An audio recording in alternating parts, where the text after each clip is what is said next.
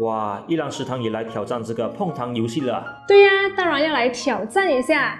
这是最近很火红的一部韩剧《鱿鱼游戏》，想必很多人都看过了吧？剧情里的第二个游戏呢，就是碰糖啦。诶，我这算不算剧透呢？在这部剧播出过后呢，就有很多人来挑战这个碰糖游戏。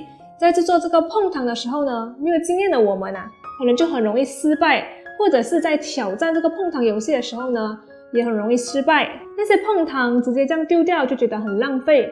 所以呢，我就想到可能可以把它做成饮料，当然我们也是可以让它直接拿来吃哦。那你制作的那个饮料会不会很甜啊？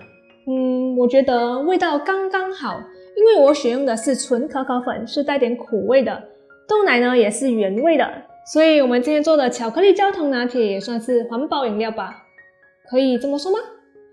哈哈哈，我也不知道。如果有任何疑问或想要跟我们一起学习的料理，欢迎在下方留言。喜欢我们影片的话，别忘了按赞、订阅、加分享，也别忘了开启小铃铛，这样就不会错过我们这些动态。这里是一兰食堂，我是小兰，我们下期见，拜。